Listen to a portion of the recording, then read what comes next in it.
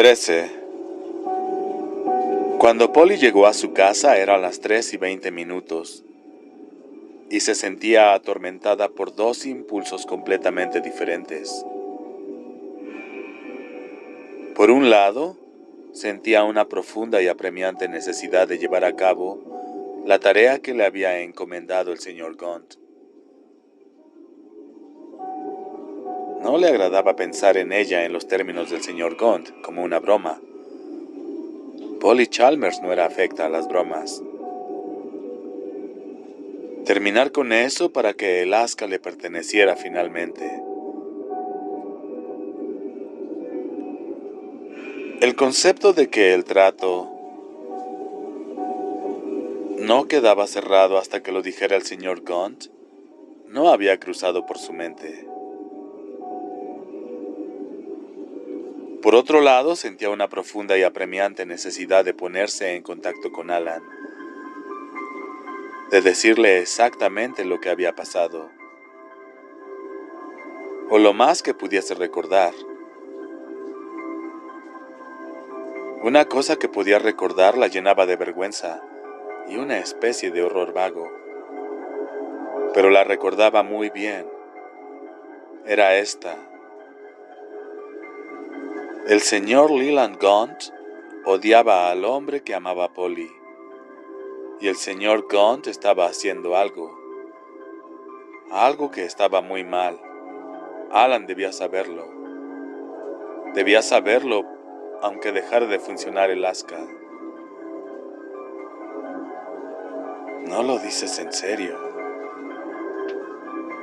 Pero sí, una parte de ella lo pensaba muy en serio. La parte de ella que le tenía terror a Leland Gaunt, aun cuando no pudiese recordar exactamente qué era lo que él había hecho para infundirle ese terror. ¿Quieres volver a la situación anterior, Polly? ¿Quieres volver a tener un par de manos que se sienten llenas de metralla? No, pero tampoco quería que Alan sufriera algún daño. Tampoco quería que el señor Gaunt hiciera lo que planeaba hacer. Si era algo, sospechaba que sí, que pudiese dañar al pueblo. Además, no quería participar en lo que fuese con la tarea de dirigirse a la desierta casa de Camber al final del camino vecinal número 3, para gastar una clase de broma que ni siquiera entendía. Estas dos exigencias conflictivas, cada una apoyada con su propia voz intimidatoria, tiraban de ella mientras caminaba lentamente hacia su casa. Si el señor Gaunt la había hipnotizado en alguna forma, cuando salió de la tienda había estado segura de eso, pero conforme pasaba el tiempo disminuía su seguridad. Ahora ya se habían disipado los efectos. Polly realmente lo creía. Y nunca en su vida se había sentido tan incapaz de decidir cuál debía ser el siguiente paso. Era como si se le hubiese privado a su cerebro de toda la provisión de cierta sustancia química, que es indispensable para tomar las decisiones. Al final se fue a casa para seguir el consejo del señor Gaunt, aunque ya no recordaba el consejo con precisión. Revisaría la correspondencia y después llamaría a Alan y le diría lo que el señor Gaunt quería que hiciera. Si haces eso, dijo inexorable la voz interior, en realidad dejará de funcionar el Alaska, y tú lo sabes. Sí, pero aún quedaba en pie la cuestión del bien y el mal. Aún quedaba eso. Llamaría a Alan, le ofrecería disculpas por haber sido tan brusca con él y le diría lo que el señor Gaunt quería de ella. Tal vez incluso le entregaría el sobre que le había dado el señor Gaunt, el que se suponía que debía colocar en la lata. Tal vez. Polly, sintiéndose un poco mejor, introdujo la llave en la puerta principal de su casa, regocijándose de nuevo por la facilidad de la operación, casi sin darse cuenta, y le dio vuelta. La correspondencia estaba en el lugar acostumbrado sobre la alfombra. No era mucha hoy. Por lo general había más correspondencia inútil después de un día de descanso en la oficina postal. Se inclinó y la recogió. Un folleto de la televisión por cable con el rostro sonriente e increíblemente atractivo de Tom Cruise en la portada. Un catálogo de colección Horchel y otro de la mejor imagen. Además, Polly vio la carta y en lo más hondo del estómago se le empezó a formar una bola de terror. Para Patricia Chalmers de Castle Rock, del Departamento de Asistencia Infantil de San Francisco, en el 666 de la calle Geary. Recordaba muy bien el 666 de la calle Geary por sus visitas a ese lugar. 3 visitas en total. 3 entrevistas con 3 burócratas de ayuda para los niños dependientes. 2 de los cuales habían sido hombres. Hombres que la habían mirado en la forma en que miras la envoltura de un caramelo que se te pega en uno de tus zapatos. La tercera entrevista había sido con una mujer negra, extremadamente robusta, quien sabía cómo escuchar y cómo reírse. Y esta mujer fue la que finalmente dio la aprobación para Polly. Pero recordaba también el 666 de la calle Geary, segundo piso. Recordaba la forma en que la luz proveniente de la gran ventana al final del corredor esparcía una larga y lechosa mancha sobre el linóleo. Recordaba el sonido del eco de las máquinas de escribir de las oficinas, cuyas puertas siempre estaban abiertas. Recordaba el grupo de hombres fumando cigarrillos junto a la urna llena con arena, en el extremo del corredor, y la forma en que la miraban. Sobre todo, recordaba cómo se había sentido al estar vestida con el único traje bueno. Un conjunto de pantalones oscuros de poliéster, una blusa de seda blanca, medias legs nearly nude,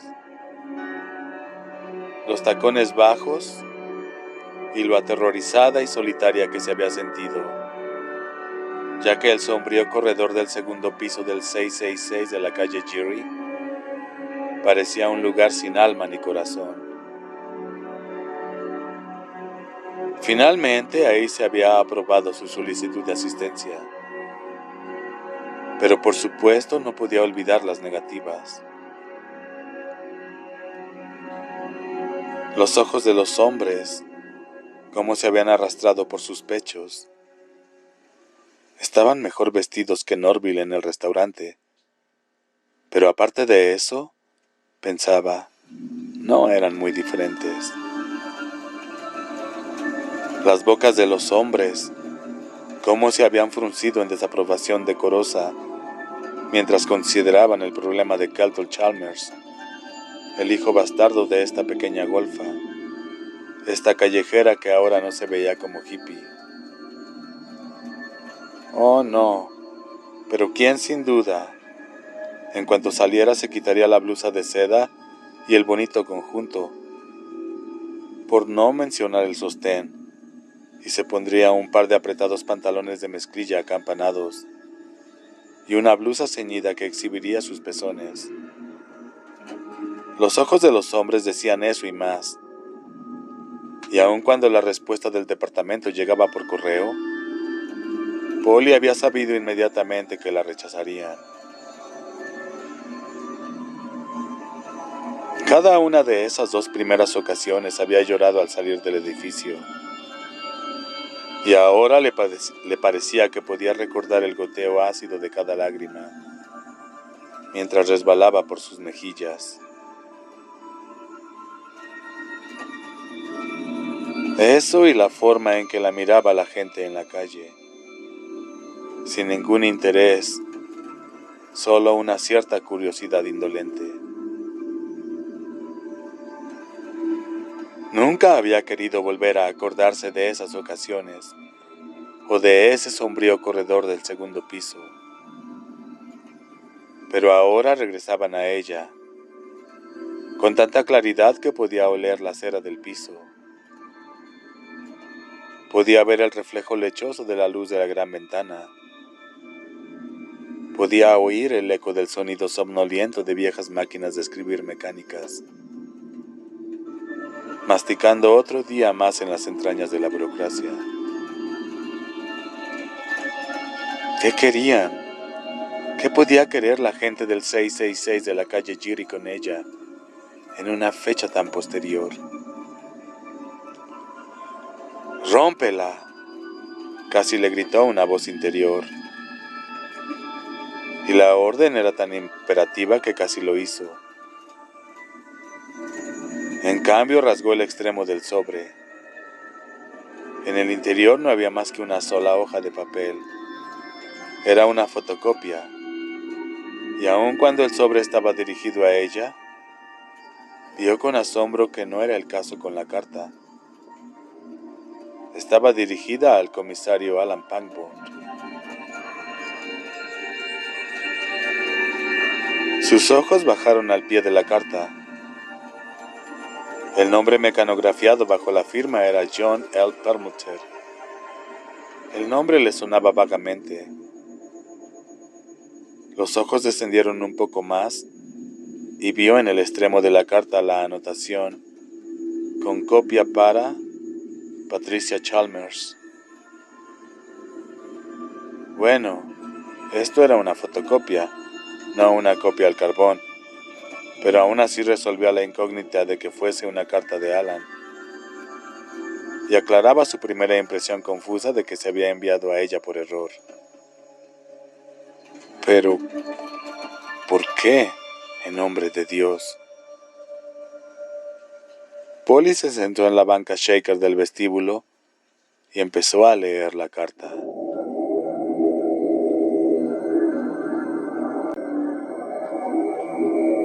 Mientras lo hacía, en su rostro se reflejaba una serie de emociones, como formaciones de nubes en un día desapacible, con mucho viento, perplejidad, comprensión, vergüenza, horror, enojo y rabia por último.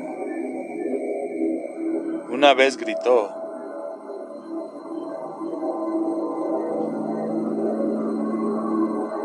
¡No!, en voz alta, y después se obligó a sí misma a leerla de nuevo, lentamente de principio a fin. Departamento de Asistencia Infantil de San Francisco, calle Geary, California, San Francisco 94112, septiembre 23, 1991. Comisario Alan J. Pangborn, Oficina del Comisario del Condado de Castle Rock, Palacio Municipal, Castle Rock, Maine, 04055. Estimado Comisario Pangborn, me refiero a su carta del 1 de septiembre, y por este conducto le comunico que no puedo ofrecerle ninguna ayuda en este asunto. Este departamento tiene como norma no proporcionar información sobre los solicitantes de asistencia para niños dependientes, a menos que se le requiera por medio de una orden judicial. Le mostré su carta a Martin D. Chung, nuestro asesor legal, quien me dio instrucciones de decirle que hemos enviado una copia de su carta a la oficina del Procurador General de California. El señor Chung ha pedido una opinión acerca de si su solicitud puede ser ilegal en sí y por sí misma. Independientemente del resultado de esta consulta, Debo decirle que considero incorrecta y ofensiva su curiosidad respecto a la vida de esta mujer en San Francisco. Le sugiero, comisario Pamber, que se olvide de este asunto antes de que incurra en dificultades legales. Sinceramente, X Roja, John L. Perlmutter.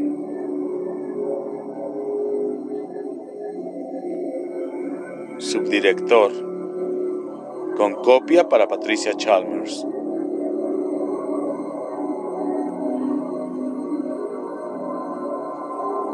Después de leer por cuarta vez esta terrible carta, Polly se levantó de la banca y se dirigió a la cocina.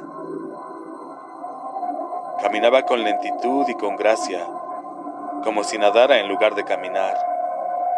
Al principio sus ojos estaban deslumbrados y confusos, pero cuando tomó el auricular del teléfono instalado en la pared y marcó el número de la oficina del comisario en los botones especiales de gran tamaño, ya se habían aclarado. La mirada que los iluminaba era simple e inconfundible. Un enojo tan intenso que casi era odio. Su amante había estado husmeando en su pasado. La idea le parecía increíble y extraña, y terriblemente plausible al mismo tiempo. Durante los últimos 4 o 5 meses, se había comparado a sí misma con Alan con mucha frecuencia, y la mayor parte de las veces ella había quedado en segundo lugar. Las lágrimas de él, la engañosa serenidad de ella, la cual escondía tanta vergüenza y dolor, y ese secreto orgullo desafiante. La honestidad de él, la pequeña pila de mentiras de ella. Lo había considerado casi como un santo. Cuán intimidantemente perfecto, cuán hipócrita su propia insistencia en que olvidara el pasado. Y todo el tiempo había estado husmeando, tratando de averiguar la historia real de Kelton Chalmers. «¡Bastardo!», murmuró, y cuando empezó a sonar el teléfono, la tensión volvió blancos los nudillos de la mano que sostenía en el auricular.